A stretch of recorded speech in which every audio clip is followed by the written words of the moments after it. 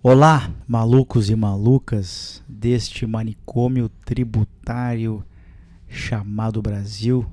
Sabe-se lá se vamos continuar tendo um manicômio, se não será mais um manicômio, se vai ser um manicômio piorado. Quem viver verá. Enquanto isso, eu vou recebendo amigos aqui em sábados de luxo na Faria Lima para bater papo sobre carreira, sobre desenvolvimento profissional, pessoal, experiências, habilidades técnicas, comportamentais, trajetórias inspiradoras, amigos que trazem histórias de que saí da empresa A para a empresa B, me arrependi, ou foi bom para mim, tomei decisão por causa disso, daquilo, o meu chefe bom, aprendi isso, o chefe ruim, aprendi aquilo. Então é um conteúdo que eu tenho o prazer de vir para cá periodicamente, de novo, recebendo amigos, recebendo profissionais que eu admiro para entregar esse conteúdo e te ajudar a planejar, fazer uma gestão melhor da carreira na área tributária. Temos por aqui hoje meu querido amigo Luciano Conceição. Meu caro, seja muito bem-vindo, fiquei muito feliz com a tua visita aqui nos nossos estúdios. Bom, primeiro, muito obrigado, meu caro. Fiquei emocionado e lisonjeado com o convite. Para mim é sinal de que alguma coisa eu tô fazendo certo ali de construção de carreira, que chega ao ponto de começar a ser conhecido assim, por algumas pessoas que eu venho admirando há bastante tempo. Então, tô muito feliz de estar aqui. Muito bom. Muito obrigado pelo convite. Obrigado pela presença. Meu caro, eu queria começar de uma maneira nada original, que é te ouvindo um pouquinho da tua trajetória. O que tu estudaste, por onde tu passou, a tua trajetória profissional, e o que tu anda fazendo hoje, e a partir daí a gente vai construindo esse episódio. Do convite, eu já assisti, obviamente, né? E desde o convite eu estava pensando por onde eu começo, né? Eu estava ali me preparando, estudando sobre storytelling, e aí eu estava pensando o que me trouxe até aqui, né? Obviamente tem trabalho, tem dedicação, tem estudo, mas tem um critério de sorte, causa, aleatoriedade e, obviamente, fazer o melhor que consegue com a mão que recebeu. Aleatoriedade do Taleb, não? Não sei. Não? Não conheço. Não. Eu sou um grande fã do Nassim Taleb, e aí ele fala bastante de aleatoriedade, de cisne negro, enfim. E eu concordo contigo, isso tem bastante na nossa carreira. Do cisne negro eu aprendi, e eu lembro que foi ele que escreveu o cisne negro? Sim. Então sei um pouco, que é aquela coisa que depois que passou, todo mundo sabe exatamente o que aconteceu e explicar. Profetas do passado. Depois que aconteceu, era óbvio que aconteceu. Isso. E eu tenho vários exemplos disso na minha carreira que eu acho que são muito bacanas. Mas você só consegue perceber pro passado. Aqui a gente tem uma expressão que é o engenheiro de obra pronta. Sim. Né? Acho que na área de saúde é o que o pessoal chama de quem faz a autópsia ali, né? Sim. Consegue identificar todos os erros, tudo que aconteceu. Mas enquanto está acontecendo, que tem a pressão da tomada de decisão, lidar com dados desconhecidos, que é assim que você toma a decisão, com o máximo possível, mas sem conhecer um monte de repercussão, não é tão simples assim. E aí eu tentando encontrar ali, fazer o pinpoint exatamente do momento, eu lembro de morar em Salvador ainda. Era uma sexta-feira à noite, fui para um evento natural naquele momento, a gente foi para um forró, fui com uns amigos, antes de conhecer minha esposa, naturalmente.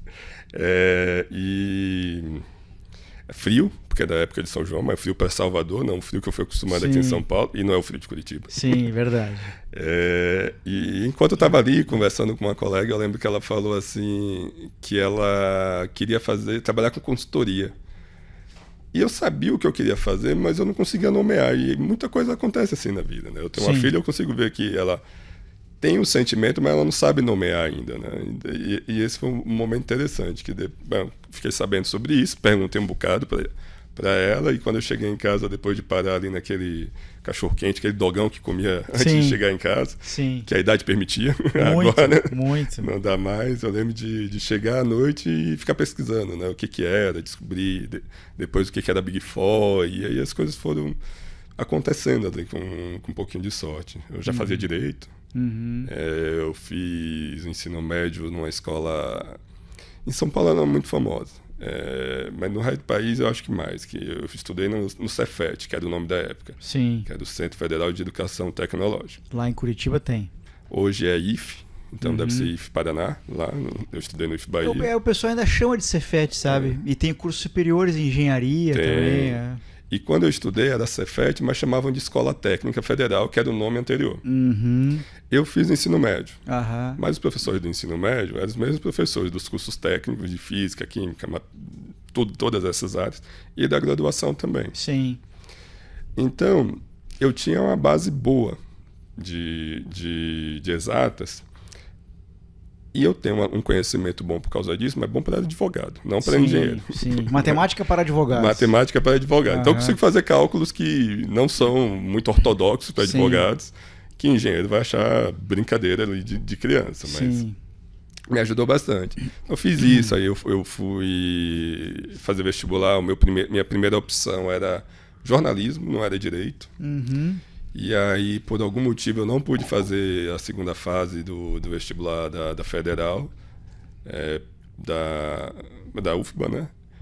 Mas consegui fiz direito para o interior da Bahia. Que eu estava no momento que eu achava que eu tinha que sair da casa de meus pais. Aí um eu fiz na capital, o outro passei em direito no interior. Tinha greve, faculdade pública. Levou um ano para começar. Nesse um ano eu fiz vestibular de novo, porque eu fiquei muito tempo parado. E aí eu fiz para Salvador, onde eu terminei a faculdade. E aí, nesse processo de começar a faculdade, conhecer a menina que me falou da consultoria, eu começar a pesquisar, eu lembro que eu estava trabalhando, eu atendia a 190 durante um tempo. Era na época que eu saía da faculdade, ia para o estágio, ia para o 190, voltava para a faculdade, para o estágio, chegava em casa. Saudade de ter essa energia. Sim. Essa capacidade de ficar acordado tanto tempo. Nesse período que eu estava ali, estava ganhando bem para a época. E para quem morava na casa dos pais também, né? Nunca ganhei tanto dinheiro quanto naquela época. Lógico. E aí eu vim para uma viagem encontrar meu primo em Santos. E a gente foi para uma rave, nada a ver comigo. Foi a única rave que eu fui na vida, mas eu queria... Era novo, tinha que experimentar. Queria experimentar. E aí quando eu voltei, chegando em Salvador, eu vi um outdoor da PwC. Então já pesquisava consultoria tributária, mas não conseguia achar um site. E aí eu descobri que PwC naquela época ainda era PricewaterhouseCoopers. O que foi me ajudando a identificar os processos de trainee e tudo que foi acontecendo. Mas não passei nas primeiras seleções que eu fiz de trainee, porque eu fiz para Salvador, e passei na de São Paulo. Mas até aqui tem um critério de sorte também, porque quando eu não passei na de Salvador, eu não sabia o que faltava fazer. Eu fui até a última etapa e disse, o que eu faço agora? O que eu posso fazer? O que eu posso apurar? E tinha uma pessoa que eu gosto muito dela, que estava lançando não é propaganda, mas o Luiz me ajudou muito. O Luiz estava lançando a Seja Trainee, o Luiz Abdala. E ele estava ali vendendo mentoria. Eu acho que esses são os primeiros momentos que eu tive contato com mentoria, que eu acho que é algo muito importante, tem me ajudado muito também. E ele também estava, obviamente, o pacote que ele queria vender o produto, mas estava querendo começar. Então ele fez um pacote que me ajudou bastante. Consegui convencer meu pai a me ajudar naquela época, que eu já não estava mais trabalhando. Mas eu também tive sorte de meu pai, que só conseguia imaginar naquele momento direito como concurso, porque era a referência que ele tinha, e aqui eu tinha também. Mas ele era concursado? Ele tinha formação jurídica? Não. Meu pai é um cara fantástico. Meu pai foi concursado do Banco do Brasil. E aí ele estava no Mato Grosso quando conheceu minha mãe, e aí ele foi transferido, pediu transferência para Salvador para estudar. Aí ele fez odonto. Então meu pai era dentista. Ele continua sendo, mas agora ele está fazendo direito. Está na metade do curso de direito. Que interessante. Ainda tenho ali alguma ideia de a gente conseguir trabalhar junto, mas é muita referência assim, para mim, essa insatisfação contínua ali de se testar, de fazer coisas diferentes. É uma pessoa que eu admiro muito, assim. Aham. E faz parte de mim isso também. Mas eu consegui convencê-lo que, olha, isso aqui que você nunca ouviu falar, de trainee, de trabalhar em empresa, que a gente vê toda essa insegurança que está envolvida, dá para fazer, dá para eu construir uma carreira, preciso tentar e eu não sei o que fazer e essa pessoa pode me ajudar. E eu vou ser um dos primeiros clientes dele. Ele disse, meu filho, vamos tentar, vamos ver o que vai dar. E ajudou muito. Foi ajustando, começando a ter contato com storytelling, ajustar ali o discurso, aquela coisa que trainee costuma se preocupar. Teve gente que viajou 15 países, gente que morou fora. Mas conta a tua história com base naquilo que você tem de diferente, que você aprendeu com ela. Sim. Isso, bom, sorte também. Passei na PwC, trabalhei por 3 anos ali na equipe de comércio exterior. Eu acho que ter na entrevista o pessoal chamado de grego, André Apostolopoulos e o Fábio Garcia, ajudou. E eu fiz logo depois da segunda fase da OAB, que eu tinha feito em tributário. Então, isso ajudou talvez até a conversa. Eu já queria estudar tributário na faculdade, nunca tinha conseguido um estágio em tributário. E estudava por conta própria, pegava os livros na biblioteca. Eu estudava, peguei o Código Tributário comentado pelo Aliomar Baleiro, para começar a estudar. Estudava pelo livro do Luciano Amaro, Hugo de Brito. O Luciano Amaro eu tive o prazer de conhecer recentemente. Sim. E bom, eu vim para cá. Eu não era casado, não tinha filho, não tinha nem cachorro, tinha uma mochila. Então tu ingressou na PwC em São Paulo? Sim, São Paulo. São Paulo. Na minha cabeça, primeiro que assim, eu iria para onde aparecesse. Eu tinha acabado de me formar, peguei a mochila, disse, para onde aparecer eu vou, o que aparecer. Parte é o que eu via da história da minha própria família, que foi encarando desafios em diversos locais do país. E a vontade mesmo de começar ali a encarar. Eu lembro quando eu estava perto de sair, meu pai me perguntando, você está indo para lá para trabalhar? Eu disse, não, meu pai, eu estou indo viver.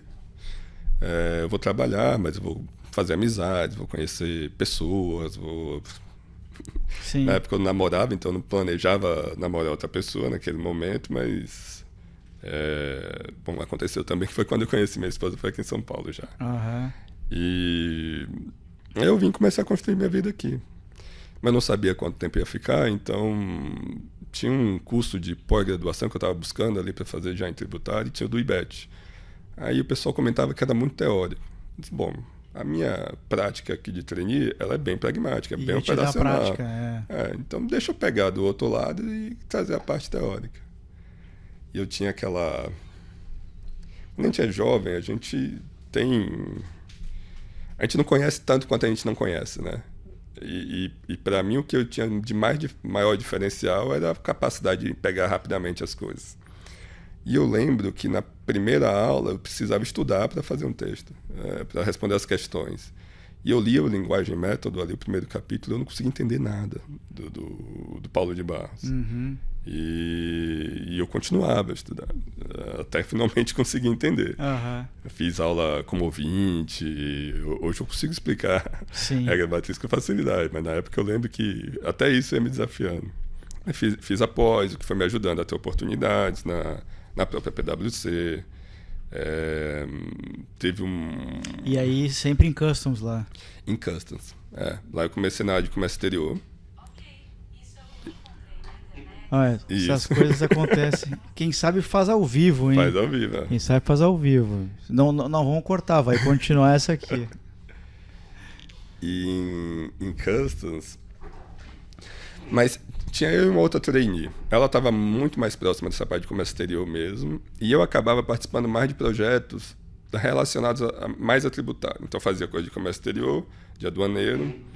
Mas quando envolvia mais uma parte de estudar tributário, coisa que todo mundo via que eu gostava, eu ia me colocando. Mas era muito teórico. Aí teve um projeto que me colocaram, que ia ser a terceira pessoa do projeto. Tinha uma consultora sênior, uma assistente e eu como trainee. Tinha muitos projetos surgindo na época.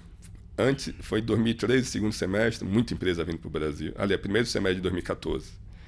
antes da Copa, muitos negócios. Depois da Copa, a gente começou um período de crise. Então, tinha muita empresa chegando.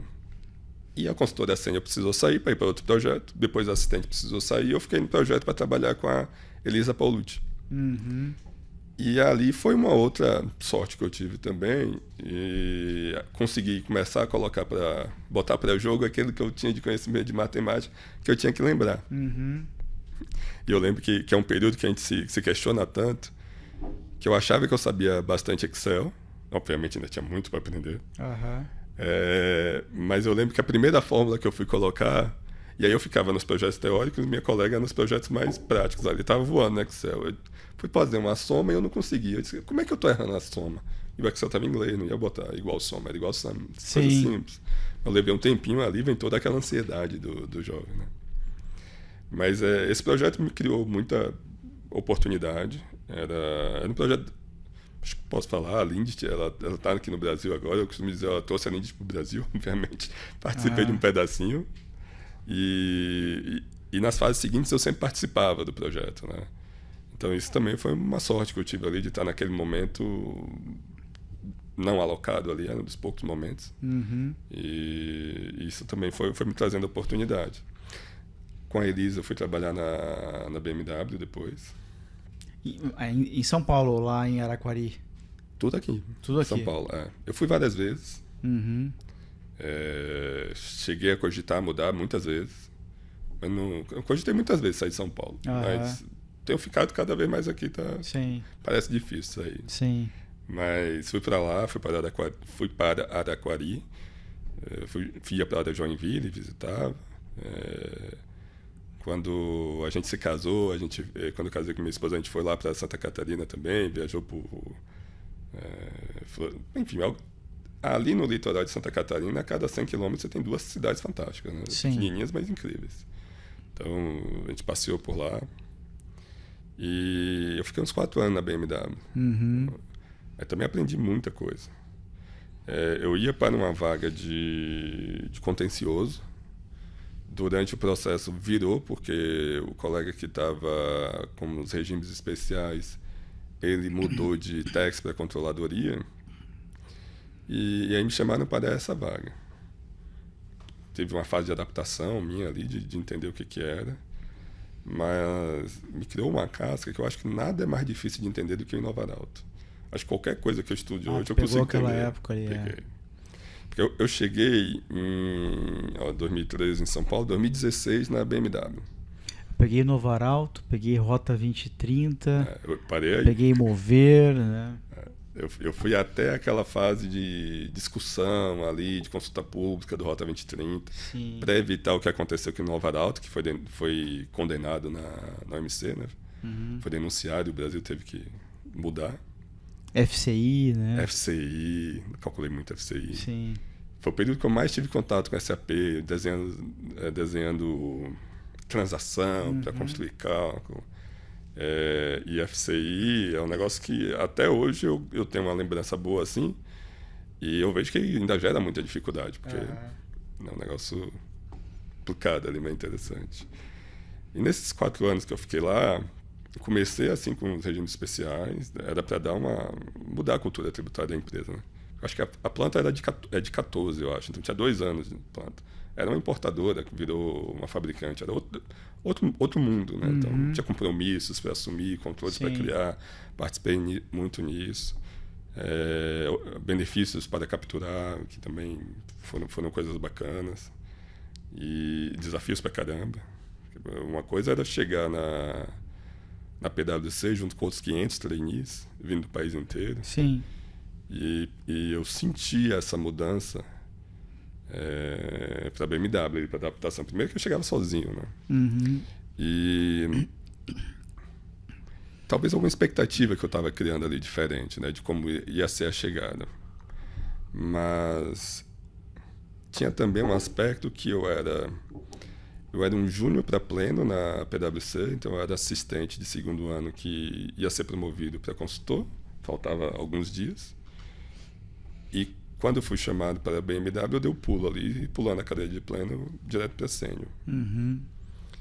E embora eu conseguisse a parte técnica, tinha um aspecto de soft skill ali de casca que mesmo sendo mais velho que os trainees que estavam começando, ainda não tinha criado. Então, eu lembro que eu queria, desde o início, eu estava pensando, eu queria ter a promoção dupla. Eu quero a dupla, porque eu preciso, chegando de outra cidade, precisando de recursos financeiros, obviamente, estava bem alavancado. Sim. E aí eu disse, não, eu tenho que trabalhar para eu conseguir a dupla. E quando eu finalmente consegui, que era mudando, aí eu senti o tamanho da responsabilidade que era envolver ali. Então eu tive um período de ajuste em todos os sentidos, assim, desde de entender o que precisava ser demonstrado do que você estava fazendo, né? Não bastava fazer, você precisa que as pessoas saibam o que você está fazendo.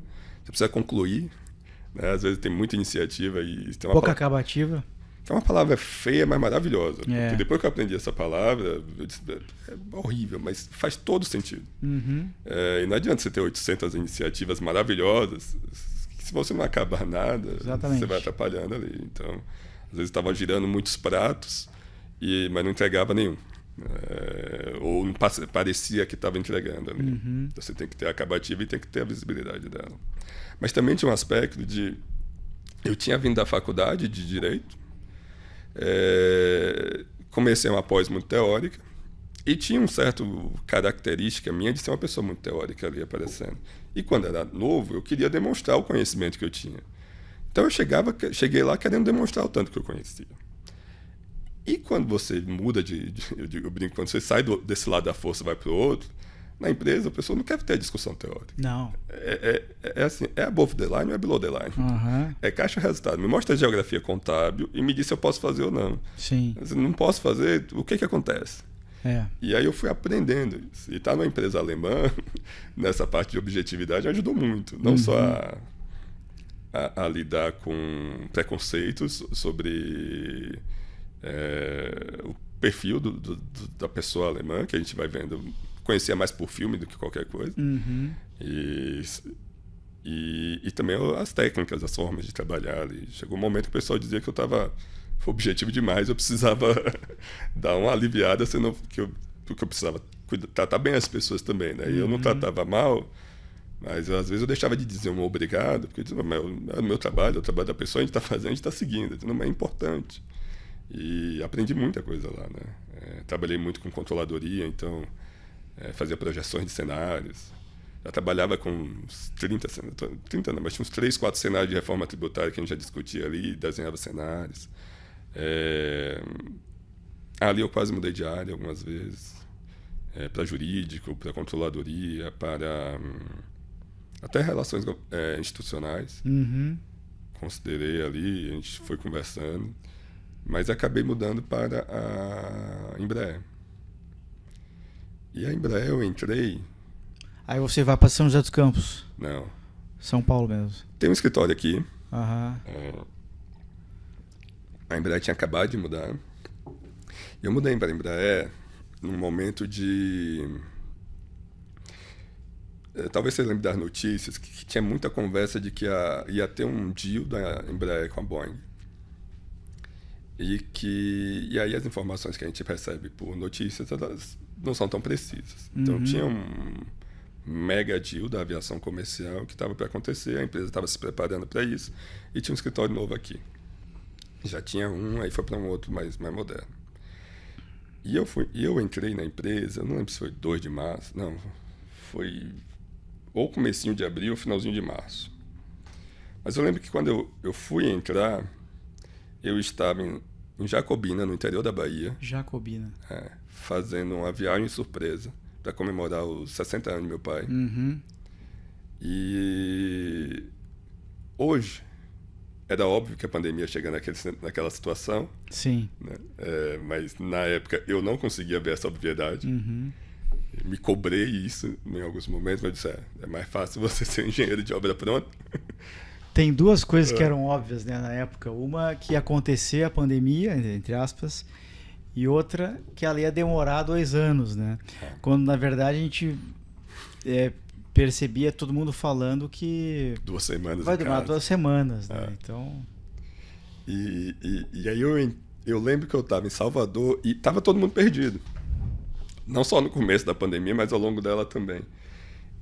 E os governadores e prefeitos também estavam dizendo em fechar a fronteira, como se existisse fronteira dentro do país.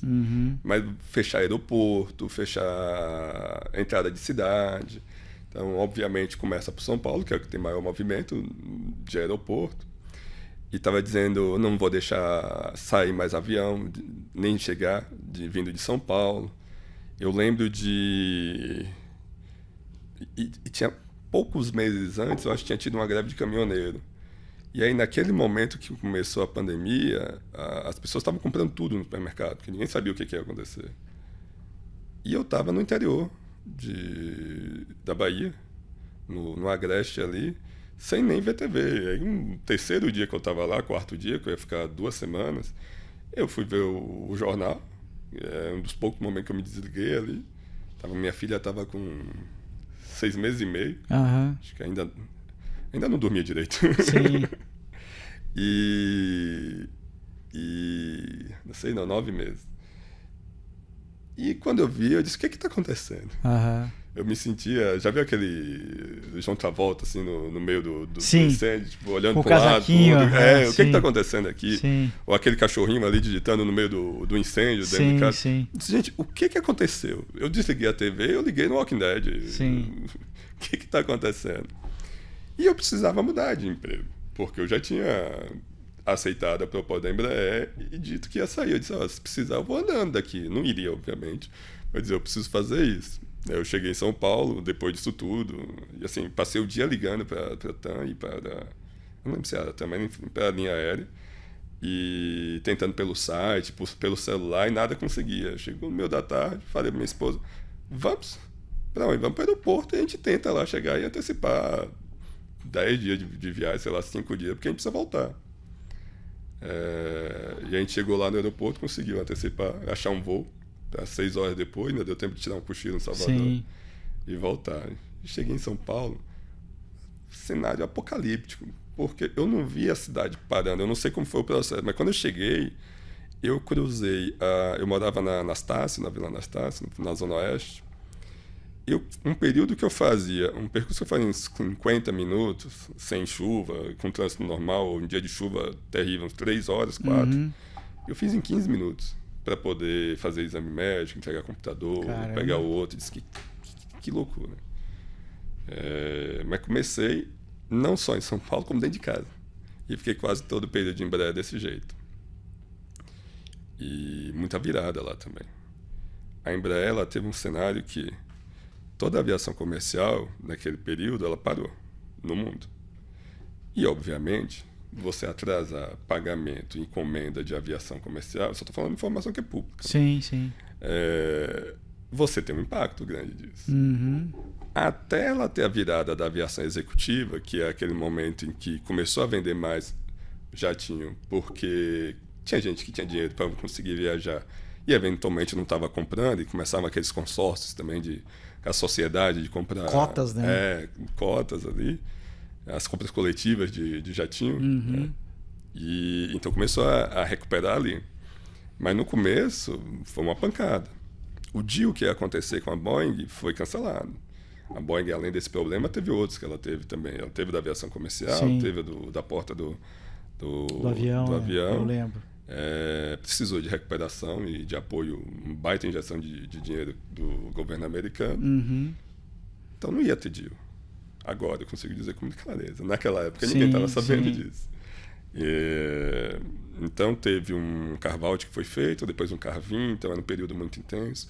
Trabalhava com todo mundo, conheci todo mundo pelo Teams. Tem obviamente esse impacto que essas mega operações têm nas pessoas, e fui conhecer presencialmente mesmo, encontrar as pessoas. Eu estava saindo de lá. Mas você vai para a Embraer para fazer qual atividade? Eu fui para ser um especialista em planejamento tributário. Um analista 4, acho que chamava. Planejamento tributário. Entendi. E foi a minha primeira de planejamento mesmo. Antes eu tinha algumas coisas que envolvia planejamento, mas era consultivo, um pouquinho assim, era mais consultivo, né? E eu sempre fui pegando contencioso também por causa do background jurídico. Sim. Né? E você fica durante todo o período da pandemia na Embraer? Eu fico de 20 a 22, eu acho. Então, todo o período. 23 já tinha acabado. Já vai para São Paulo Alpargatas, não? Não, passei na Natura. Natura? Eu fui chamado na Natura para uma posição de gerente. E na Embraer, a gente estava começando a conversar ali internamente com o Diogo Nunes, que era... Eu cheguei para trabalhar com a Camila Pini, aí ela saiu depois de uns meses. Uhum. E aí depois chegou o Diogo, que virou um grande amigo, assim. Uhum. E aí eu lembro de falar com ele. A gente estava falando de virar um supervisor, né? Uma maravilha, vamos conversar. E eu fui falar com ele meio com vergonha, assim, né? Dizer, cara, eu recebi uma proposta para ser gerente aqui. É um negócio que não é natural a mudança de um sênior, de um especialista para gerente. E ela pode nunca acontecer. Uhum. Independente da capacidade da pessoa, porque tem que ter sorte, tem que ter a vaga, tem que conseguir demonstrar algumas skills ali, e a virada é difícil também. Sim. Então, eu lembro de quando fui falar com ele dizia, Lu, vai, meu cara, imagina, você tem que ir. E já estou até antecipando coisas que eu aprendi com um plano de chefes ali, que esse cuidado com a pessoa. E aí eu fui para a Natura, no momento em que era Natura & Co, voltou a ser a Natura agora. Então era Natura, The Body Shop, Avon e Aesop. Conhecia nada no mercado. Mas foi o primeiro momento que eu podia ter uma relação mais próxima com os produtos, porque BMW e Embraer não dava para comprar com tanta facilidade, apesar de eu ter uma coisinha ou outra ali de lembrança. E aí eu conheci tudo. Então eu comecei a usar creme de mão, e é maravilhoso. Eu lembro que eu venho de Salvador é úmida. No frio daqui, que para quem é de Salvador é grande, eu já cria um tecido que me protege carcaça, mais. Eu lembro que nos primeiros invernos, minha mão era tão seca que minha mão machucava. Assim. E o que eu faço? A pessoa usa creme de mão. O que eu vou falar para a memória do meu avô? Que eu estou usando creme de mão. Né? Depois comecei a usar e gostava. Sabe, eu uso, né? Não sabia. Eu uso, da Natura, inclusive. É bom, cara, assim, mas eu tenho uma razão, eu depois da... Isso é uma mania que eu adquiri na época da auditoria. Eu não gostava muito, assim, de voltar do refeitório com, assim, o cheiro de comida nas mãos. Interessante. Aí eu escovava os dentes, lavava as mãos e passava um creme, e aí aquele cheiro de comida não... Assim, faz 30 anos que eu faço isso, né? E é muito interessante, assim, que nos meus lugares de trabalho chama atenção, as pessoas, pô, o cara usa, né? Mas eu gosto há anos, assim, uso. Depois que eu comecei, devo ter um no bolso aqui. Eu gosto muito. Tá aí, ó. Tem um de maracujá, eu acho, da Natura, que é maravilhoso. Eu uso aquele de castanha. Castanha. Olha, olha. São bons demais, cara. Bom demais. E assim, pra mim eram uns pequenos momentos assim que eu conseguia parar, porque eu passava várias vezes ao longo do dia, que fosse 5 segundos, mas uns 5 segundos que eu faço a massagem aqui, eu mudo pra onde eu tô pensando, a cabeça, ajuda a mudar de tema com uma parada assim, sabe? Trabalhando. Agora, Luciano, essa tua trajetória né, de PwC, BMW, Embraer, Natura, São Paulo Alpargatas, e de resto, né, até onde tu estás hoje, me chama a atenção bastante a setores absolutamente diferentes, né? Como é que tem sido para ti se adaptar, né, a setores completamente diferentes?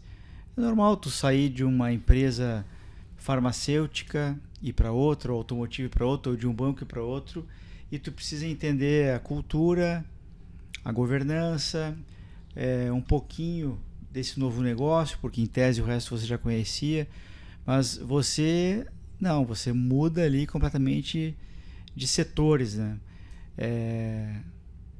Como é que foi essa adaptação, né? Como é que tem sido?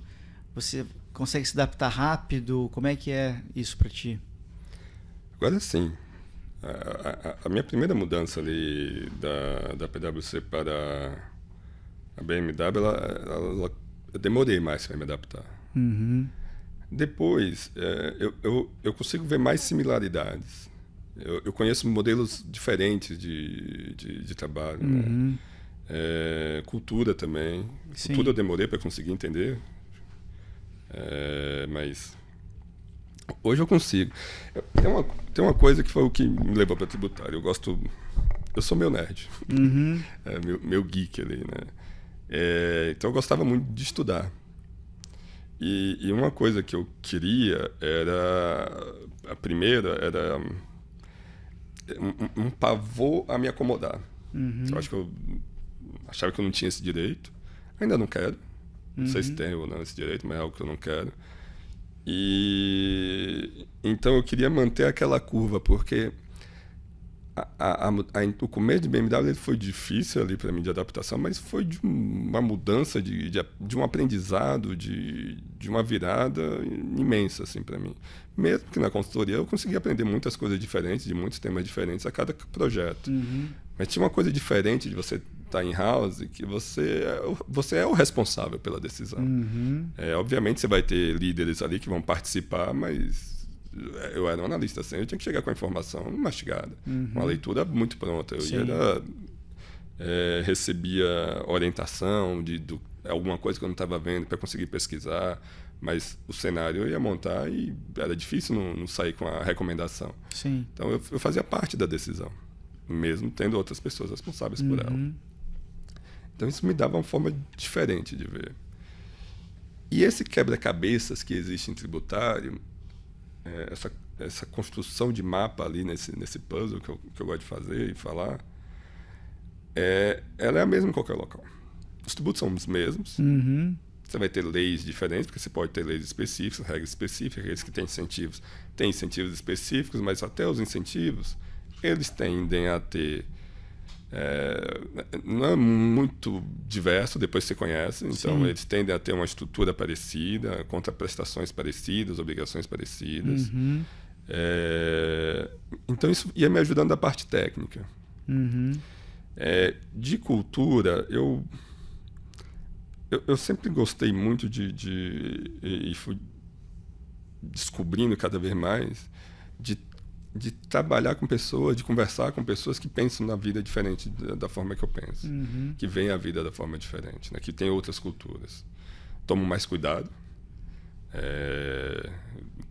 Cada vez mais eu tenho parado de fazer piada no escritório, não só porque eu sou ruim nelas, mas eu sou muito bom em ser ruim, então eu faço piadas muito ruins, que são aquelas piadas ruins são boas. Sim. Mas porque eu tenho que ter uma certa consciência do cuidado que tem que ter com as pessoas ali. E essa outra forma de ver o mundo. Então, eu ia aprendendo ali e descobrindo. E eu lembro que quando eu estava na Natura, a BP do RH, ela me falava muito, a gente precisa falar de cultura, a gente precisa falar de cultura. E o que essa pessoa está me falando? Uhum. Eu não sabia, não entendia o que era que queria discutir. E quando eu mudei para a Alpargatas, teve um momento que a empresa foi fazer uma evolução de cultura. Reavaliar o que fazia, parte. Aí ali foi quando eu mergulhei mesmo, me ofereci para fazer parte do comitê que estava redesenhando ali os próximos passos de cultura. Foi quando eu comecei a estudar o que são os rituais e entender. Eu vejo muito positivo a capacidade de adaptação do brasileiro. Eu tenho isso, brasileiríssimo nesse sentido. Não a parte pejorativa de jeitinho, mas a gente tem uma capacidade, uma flexibilidade para conseguir adaptar mais facilmente. Com certeza. Agora, obviamente, cada adaptação dessa, conhecer cada produto, cada mercado, envolve um deep dive imenso. Muito. Então, na Natura, eu comprava todos os produtos, via todos os vídeos, pegava os treinamentos, lia sobre a história da empresa, dos produtos novos, na Embraer, na BMW, Embraer eram mais fáceis, porque eu cresci nos anos 90, eu gostava muito de carro. Sim. Hoje eu não conheço mais carro, mas conhecia, estudava, gostava bastante.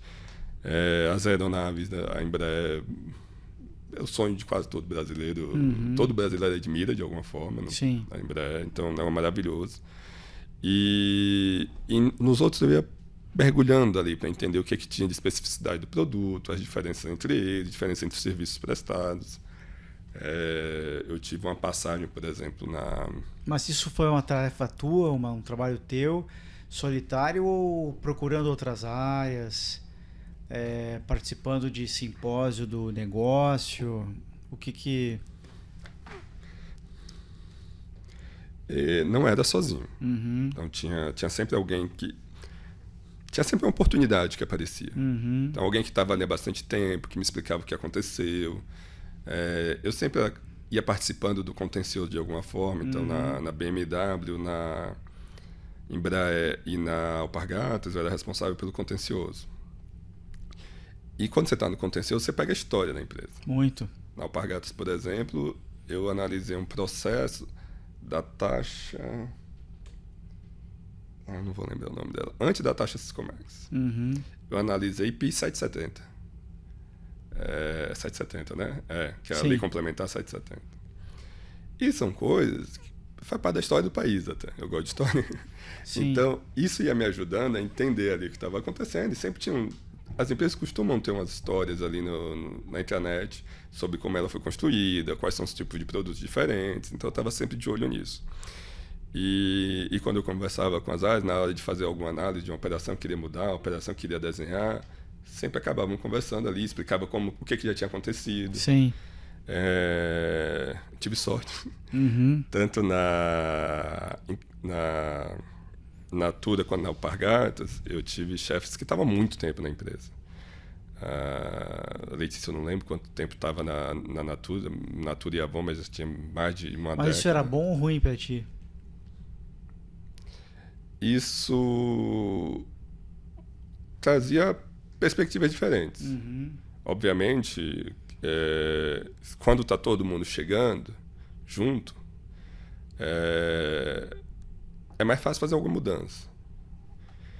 Quando você chega e a equipe continua, aí vai aprendendo a ter mais cuidado. Por quê? Eu acho que fez parte do meu processo de amadurecimento. Que é entender que o que estava ali antes, e eu acho que isso talvez eu não tivesse conseguindo ver quando eu estava indo em consultoria, aquele processo que existe, ainda que não seja ideal, eu nunca vou seguindo, tá assim porque sempre foi assim, mas ele teve um motivo para aquela tomada de decisão. Talvez para aquele momento tinha sido a melhor decisão a ser tomada. Isso. Então, na hora de mudar um processo, eu preciso entender também, se possível, quando possível, por que ele foi resolvido daquele formato, Sim. naquele momento. Porque às vezes eu posso não estar tendo uma informação, né? E um outro cuidado é para aquilo que vai ficar para frente, que é documentar aquilo que eu tenho feito, para que quem for pegar depois entender que aquela decisão foi tomada por aquele motivo. Eu acho que assim protege não só as pessoas envolvidas, como o próprio negócio. Com certeza. Por exemplo, o contencioso. Tem momento que não é o momento de entrar com uma discussão, mas tem limites delas. O modo que funciona o contencioso tributário constitucional, que você pode ter uma modulação de efeitos, se você não entrar no momento certo, você pode impactar a capacidade de concorrência da empresa de forma absurda. Muito. E é mais do que um sócio específico. Por exemplo, a Embraer tem todo tipo de sócio, a Alpargatas também. Tem desde grandes investidores até pessoas que pegaram um pouquinho de aposentadoria que tinha, o dinheiro que recebeu uma vez, colocou todo ali. Então eu sempre busco ter um cuidado muito grande com isso. E ter esse histórico, eu acho que é uma boa política de governança. Então, isso foi me ajudando com essa perspectiva assim, de entender. Me ajudou muito também a entender algumas decisões, como o que aconteceu naquela história. Então, ter isso foi interessante também. Nessa tua trajetória, o que você gostaria de ter aprendido antes?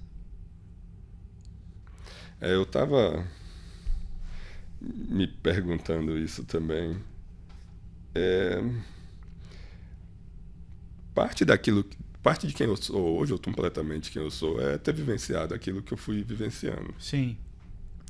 Eu acho que uma coisa que eu gostaria é de ter conseguido me desligar antes. Desligar, de viver o momento um pouco mais cedo, assim. Antes de minha filha nascer, a minha vida era completamente carreira. Uhum. Depois que ela nasceu, eu fui começando a não ser só carreira. Mas eu acho que todo mundo é assim, hein? Faz sentido. Eu era assim. Faz sentido. Ainda tá novo, né? Tá começando. Mas, quando ela tava ali com 2, 3, 4 anos, acho que até o ano passado eu tive muitas lições da vida. Eu tava com ela à noite, às vezes brincando, mas não tava lá, tava presencialmente. Isso me incomodava absurdamente. Uhum. O bom é que criança te puxa. Sim. Então, você tá viajando, ela me dava uma cutucada, começa a buscar. Minha esposa sabia que eu estava pensando em trabalho, então quando ela percebia que eu estava olhando para o nada ali, de repente, só de corpo presente, ela me chamava também. E hoje eu consigo fazer isso. Trabalhar quando eu estou trabalhando, e quando eu não estou trabalhando, tá com minha filha ali, curtindo aquele momento. Estar presente, né? Estar presente. E o que você... eu ia te perguntar nessa tua trajetória, quando tu tem uma trajetória que vai mudando de setor, enfim, com novos desafios, tu tem a possibilidade de trabalhar com vários tipos de chefes. O que você aprendeu, por exemplo, com chefes ruins? Curiosamente, que a vida não é só o trabalho. Que a pessoa existe além do trabalho. É óbvio, eu sei. Mas quando você está vivendo naqueles projetos, naqueles prazos ali, aqueles momentos intensos, acaba esquecendo. Mas coisas... Ou seja, você estava com um chefe ruim e ficava lembrando, putz, mas a vida não é só isso aqui. Não, eu fui descobrir depois, assim, eu acho que quando eu comecei talvez a liderar a equipe e também com chefes ruins também, que eu precisava quebrar ali, e mesmo que o momento não tivesse fantástico, é só um pedaço da vida. Uhum. Tem um chefe meu que falava assim, ó, se você for pensar contabilmente, você pode analisar que esse é o passivo. Então você está aqui gerando, investindo para você ter o teu ativo, que é o que você tem fora daqui, a tua família, teus sonhos pessoais além dos de carreira. Uhum. E passivo não é uma coisa ruim, passivo é algo que gera receita, né?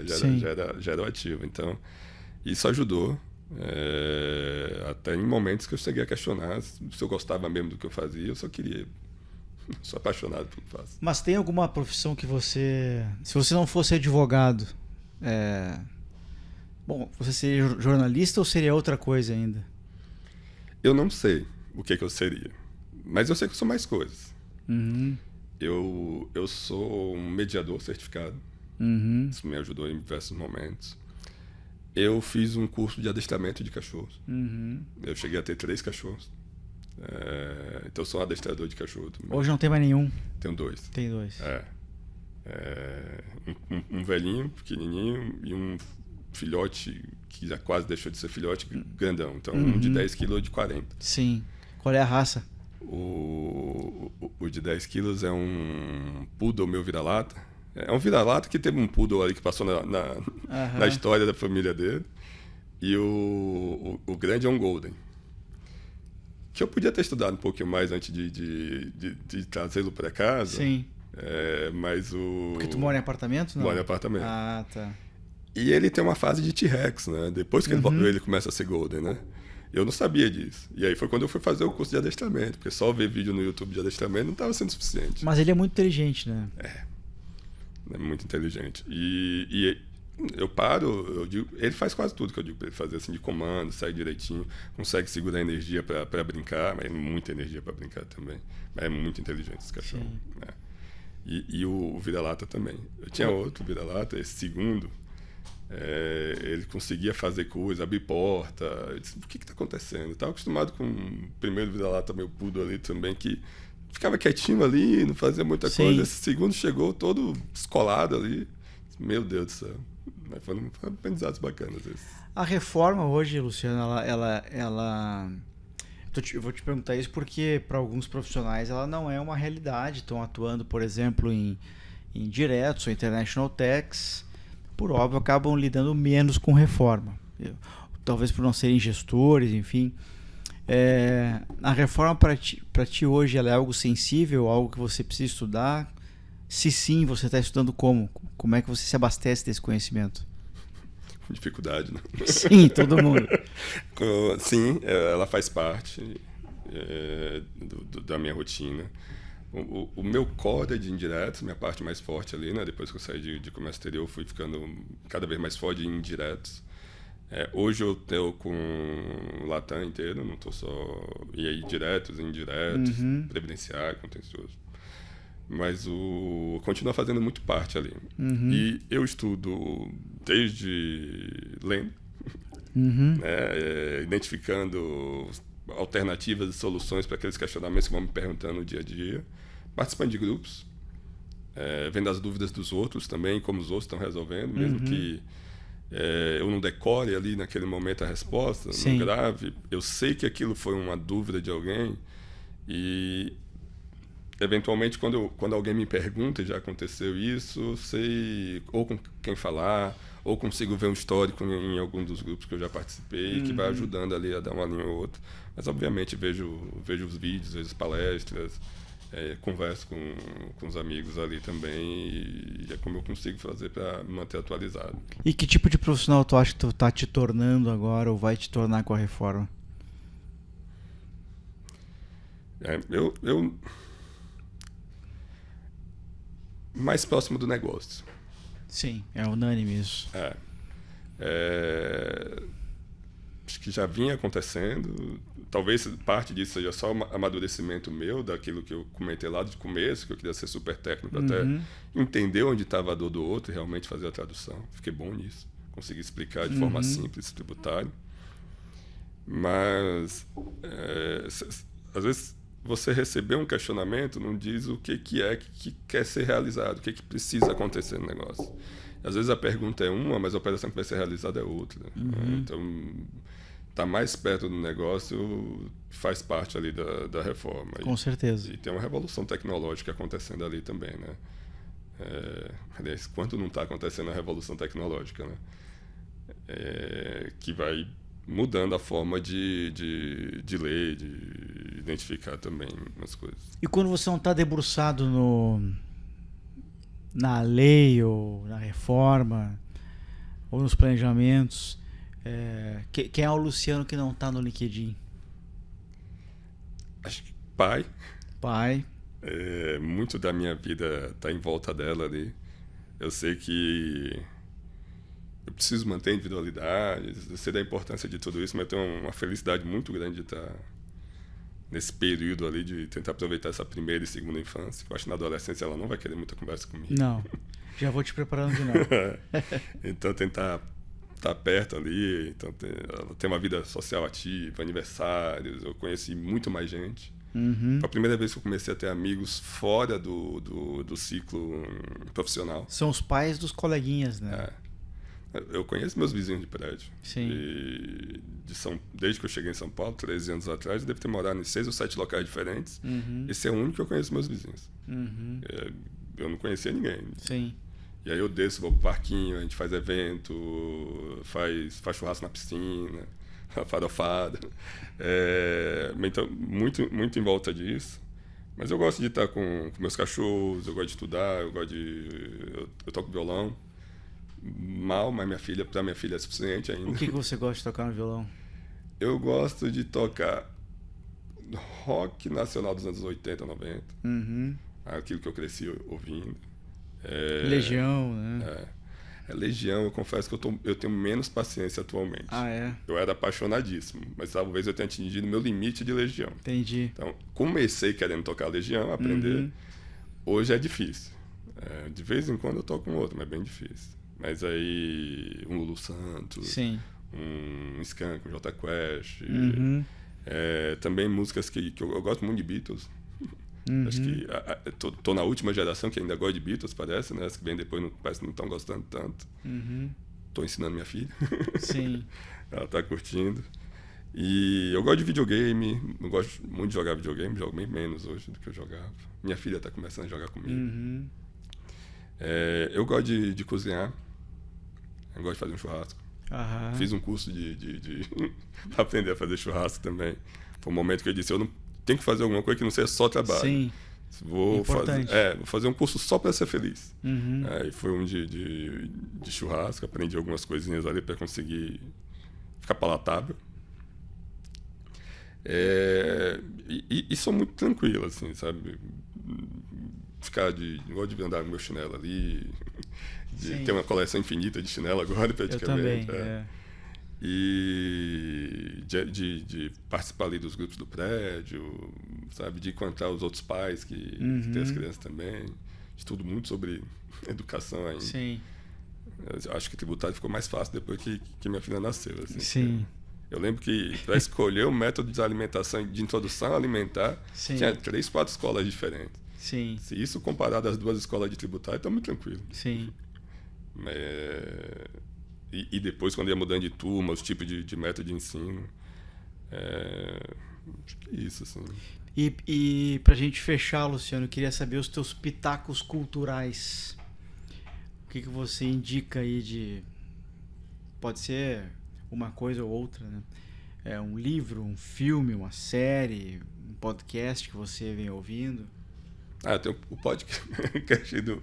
O Mário Como Tributário. Tem um podcast que eu escutava bastante, mas tentando não ser clichê, claro. Eu gosto muito de Star Wars. E tem uma série que saiu 1, 2 anos, que eu acho que já vou ver pela 3ª vez, que é Andor. Espetacular. Você não precisa ser fã de Star Wars para entender o que está acontecendo, para gostar da série. É uma série adulta, assim, mostrando um ambiente desafiador, político desafiador, e como que vai sendo construída. Então, fantástico. Outro de uma sociedade distópica que eu vi também, que eu gostei, pelo visto eu estou com um padrão aqui. Tem um tempinho que eu vi mas essa é muito legal, eu não ouço muito falar dela. The Man in the High Castle, O Homem no Castelo Alto. É um ambiente como se os alemães tivessem ganhado a guerra. Já ouvi falar. É espetacular. Obviamente, completamente...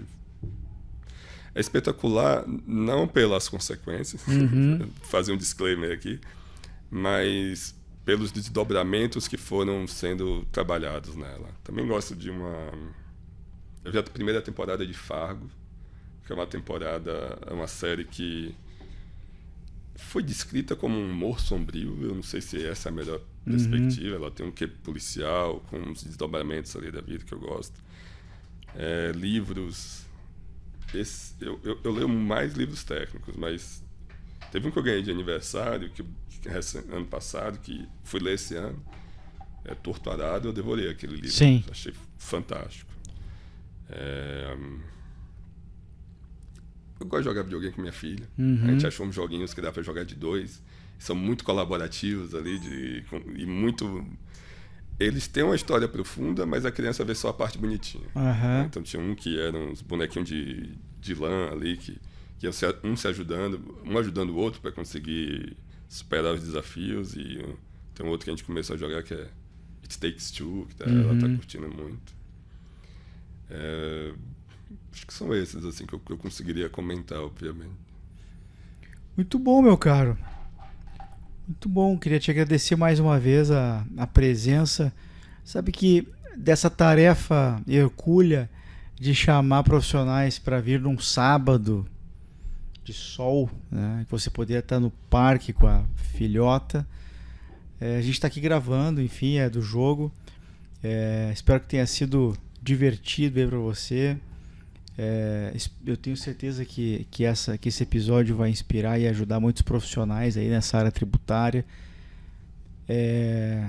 De olhar com essa pluralidade, né, de ter atuado em consultoria, ter atuado no setor de aviação, ter atuado no setor de, por que não, né, varejo, porque a Natura é indústria ali, beleza, mas varejo também. Tem uma característica varejista imensa. Exatamente. Né?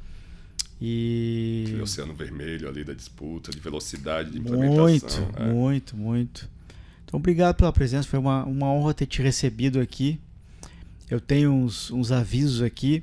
Você sabe que eu tô nas redes sociais, no Instagram, como Augusto Flores Oficial. Os meus sites você conhece, augustoflores.com.br, mtxeduca.com.br. Dúvidas sobre mentoria? 41 995 69 3841. Fala com a Cris. A Cris trabalha comigo e te ajuda a diferenciar ali o que é coletivo, o que é individual, o que é clube de leitura. Por esse WhatsApp você pode também pedir um livro. Augusto, queria comprar teu livro, mas autografado. Eu vira e mexe, tenho em casa ali alguns exemplares. Eu disparo sempre para o Brasil todo. Os meus livros se encontram na editora Viseu e também na Amazon.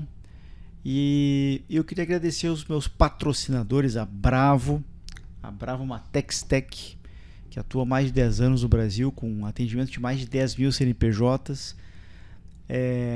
Nessa parte de diagnóstico de reforma tributária, parte fiscal, contábil, folha. E eles vêm fazer um trabalho bonito aí de diagnóstico da reforma com muita tecnologia embarcada. Manda uma mensagem lá para manicomiotributário@bravocorp.com.br. E eu agradeço a Ávula também. A Ávula, através do marcas@avula.com.br, você pode debater com o Marcelo como faz para registrar sua marca. Eu registrei todas as minhas marcas com a Ávula. A série de perrengue ali com NPI, prazo, pagamento de taxa. O Marcelo arredonda isso aí para você. Manda um e-mail lá para a Ávula. Era isso. Muito obrigado.